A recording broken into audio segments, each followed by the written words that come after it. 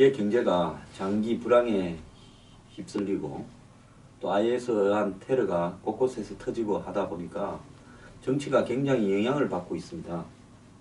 경제 문제로 지금 이 남미의 베네수엘라, 차베스가 나라 전체를 거의 극자적인 수준까지 몰고 가면서 무상복지, 무상의료, 연료 이런 식으로 해가지고 국민들에게 공짜를 갖다가 재미보게 만들었던 베네수엘라. 결국 차베스가 죽고 그의 후계자 마두로가 지금 대통령을 하고 있는데요. 베네수엘라에서 총선이 열렸는데 이 총선에서 좌파 정권이 지배해온 베네수엘라에서 이 우파 성향의 야당 연합이 승리를 했습니다.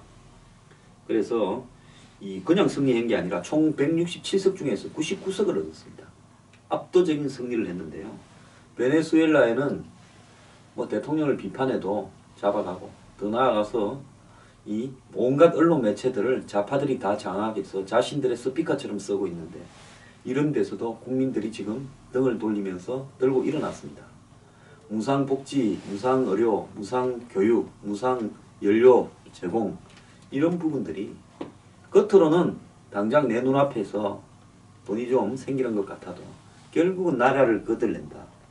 자, 베네수엘라의 지금 경제 성장률이 마이너스 6%입니다. 6%가 돼도 시원찮을 나라에 산유국가에 남미 최고의 산유국가에서 경제 성장률이 마이너스 6%, 실업률이 18%, 물가 상승률이 204%입니다. 한 해에 물가가 2배 오른다는 나라입니다. 2배가 아니고 3배 오르겠네요. 자, 이런 그 베네수엘라에서 지금 정치 혁명이 일어났습니다. 베네수엘라뿐만 아니라 아르헨티나, 브라질, 남미 곳곳에서 지금 좌파 정권들이 몰락하고 있는데요. 남미의 좌파 정권의 포퓰리즘이 거의 한계에 오는 그런 상황이 지금 벌어지고 있는데 이 남미의 좌파의 중심은 브라질, 아르헨티나, 베네수엘라고 그 핵심 근거지는 베네수엘라였습니다. 지금 이 남미의 미스 유니버스 뽑으면 미인이 제일 많이 나온다는 나라가 베네수엘라 아닙니까? 이 나라에서 지금 정치가 근본부터 뒤바뀌고 있습니다. 복지, 무상복지 좋아하는 대한민국 국민들 베네수엘라 보면서 극골 당하기 전에 정신을 차려야겠습니다. 이 프랑스에서는 지난달에 파리 테러가 난 이후에 지방선거가 열렸는데 이 IS 이슬람 테러에 놀란 프랑스 국민들이 반이민 정책을 구사하는 한때는 파시스트 정당이라 불리었던 국민전선을 택했습니다.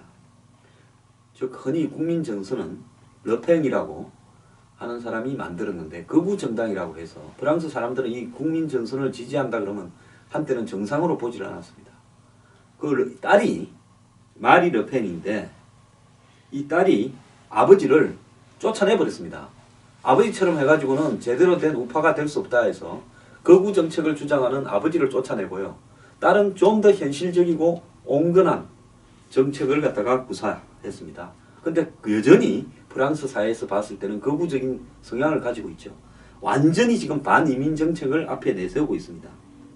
근데 이 정당이 그저께 있은 프랑스 지방선거에서 28%를 득표해서 1차 선거에서 집권하고 있는 지금 사회당 또 이전 대통령 사르코지가 끌고 가는 공화당을 제끼고 1등을 해버렸습니다.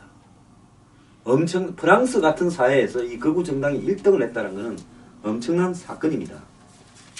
근데 이 마리 르펜은 지 조카인 26살 먹은 마리옹 르펜이라는 하는 젊은 여자애를 부대표로 또 데리고 왔습니다. 이 프랑스의 이 국민전선은 집안 정당인지 뭔지 아버지가 하던 걸 아버지를 쫓아내고 딸이 잡아서 외연을 넓히다가 이제 딸이 이쁘게 생긴 26살 먹은 조카를 당의 부대표로 데려왔는데 이 조카가 이 젊은 사람들한테 이 국민전선이 잘 어필을 못했어요. 왜 젊은 사람들은 상당히 개혁적이고 진보적인데 국민전선이라면 이 늙은 노인들이나 지지하는 정당, 시골에서 지지하는 정당 이런 성향이 강했는데 환골탈퇴시키고 있습니다. 물론 프랑스에서는 이 과반수가 넘지 않으면 2차 투표를 하는데요. 어쨌거나 프랑스 국민들의 선택이 완전히 뒤바뀌고 있다. 그 계기는 IS의 테러다.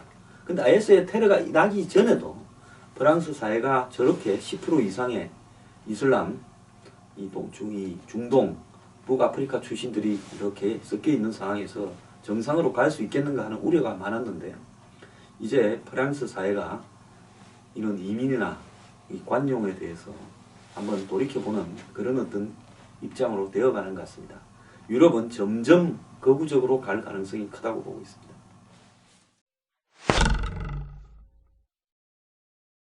지난 10월 달에 이탈리아에서 상원 의원들이 스스로 투표를 해가지고 상원 의석을 315석에서 100석으로 줄이는 세계사에 보기 드문 정치 혁명이 일어났습니다.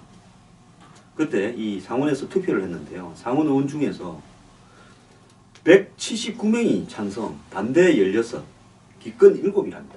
그러니까 상원 의원들 대부분이 90% 이상이 찬성을 해버린 겁니다. 이렇게 해서 자기들 스스로 자기 의석을 줄였는데요. 그런 일을 했던 그라소 이탈리아 상원의장이 한국을 방문했습니다. 그래서 전 세계 역사에서 정치인들이 이렇게 스스로 정치적 자살을 한 경우, 즉 자기의 팔다리를 스스로 다 잘라버리는 이런 일은 보기 드물은 그런 쾌거였습니다. 그래서 이 상원의장이 한국에 와서 인터뷰를 했는데, 상원의원 상당수가 의회 개혁을 더 이상 미룰 수 없어 이 개혁에 동의합니다 라고 이야기했습니다. 입법 과정을 좀 더 신속하고 효율적으로 만들 필요가 있었다. 그리고 이 세상이 바뀌면 그 바뀐 세상에 맞게 의석수도 새로 바뀌는 것이 당연한 거 아니냐라고 했습니다. 한국 정치인한테는요, 이런 모습들을 죽었다 깨어나도 볼 수가 없을 것인데, 자신의 기득권을 스스로 자른 이탈리아의 상원의장, 그리고 이번에 예비비나 이런 데 숨겨놓은 예산을 막 섞어놨다가 일부러 100원밖에 안 들어갈 걸 알면서 예비비를 200원으로 해놨다가 그 예비비에 있는 돈을 빼가지고 자기 지역구로 다 갖고 간 한국의 국회의원, 그러고도 공천 싸움이 나서 여야 정당이 싸움으로 나를 세우는 한국의 정당, 정말 대조적이 아닐 수 없습니다. 그냥 선진국이 되는 것은 아니라고 생각합니다.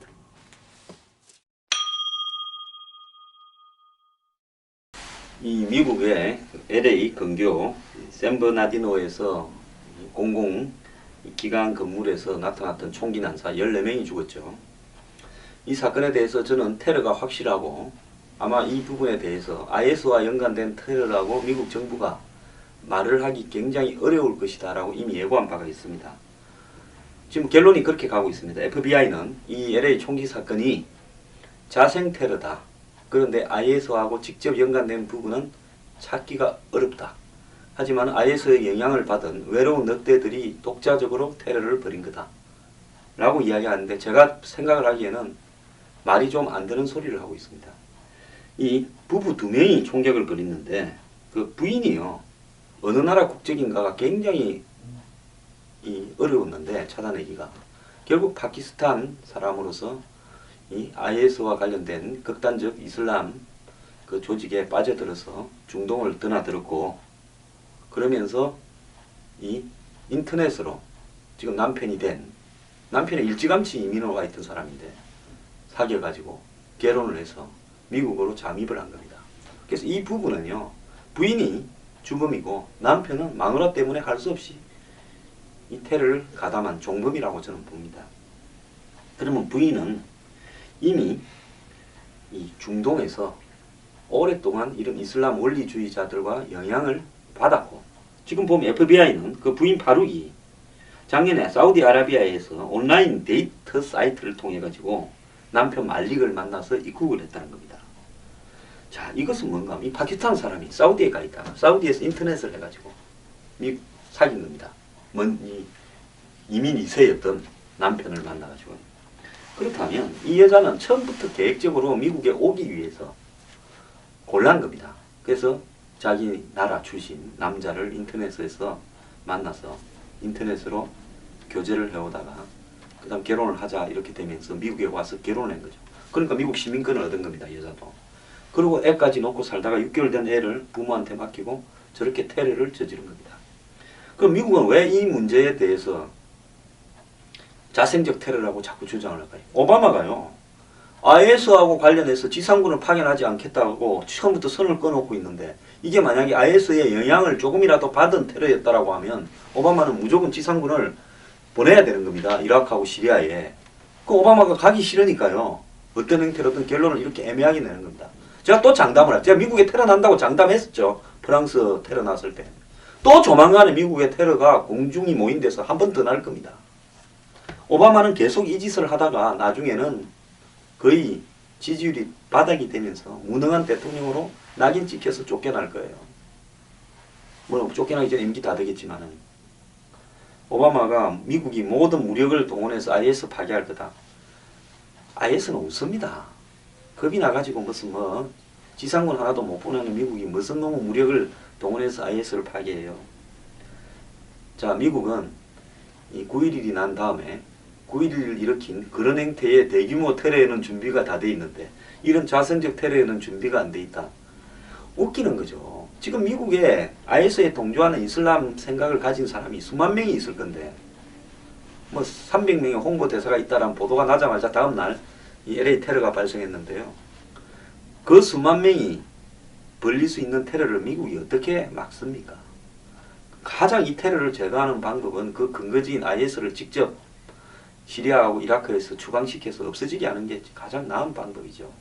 그런데 미국은 그 복잡한 정치적 역학관계 때문에 오바마는 계속 망설이다가 테러 몇 번 더 맞고 울며 겨자 먹기로 지상군 보내고 이렇게 돌아갈 게 뻔하고요. 이 부분이 미국의 대선에서 힐러리가 지금 압도적인 1등을 달리고 있는데 굉장히 불리하게 작용할 거라고 보고 있습니다. 요 근래 조사에 하면 미국 대선에서 힐러리가 공화당의 모든 후보들한테 앞서는 걸로 나오는데요. 특히 뭐 트럼프 같은 경우는 많이 앞섭니다. 그러니까 트럼프가 공화당에서는 여전히 1위를 달리고 있는데 힐러리하고 대결에서는 힐러리가 압도적으로 앞서요. 다른 뭐 공화당 후보하고 대결은 트럼프보다는 더 적은 차이입니다. 그럼 왜 이러냐? 트럼프가 이슬람이나 히스패닉에 대해서 굉장히 극단적인 이야기를 하고 있으니까 결국 이 히스패닉 같은 경우에는 69대 27로 힐러리를 더 많이 지지한다는 겁니다. 그러니까 이 히스패닉이 미국에 지금 흑인 인구를 추월했어요. 근데 여기에서 69대 27이니 어떻게 이기겠습니까? 본선에서. 그런데 이제 이 앞으로 이 테러를 둘러싼 문제에서 이번에 LA 테러와 비슷한 게 몇 건 더 생기게 된다면 제가 볼 때 그럴 거라고 보는데요. 또 큰 규모의 테러가 생길 가능성이 큽니다. 그렇게 되면 미국의 대선에 영향을 또 다르게 미칠 거라고 저는 보고 있습니다. 한편 트럼프는요, 무슬림은, 즉 이슬람교를 믿는 중동 사람은 아예 미국에 전면 입국을 금지해야 된다라고 강한 주장을 했습니다.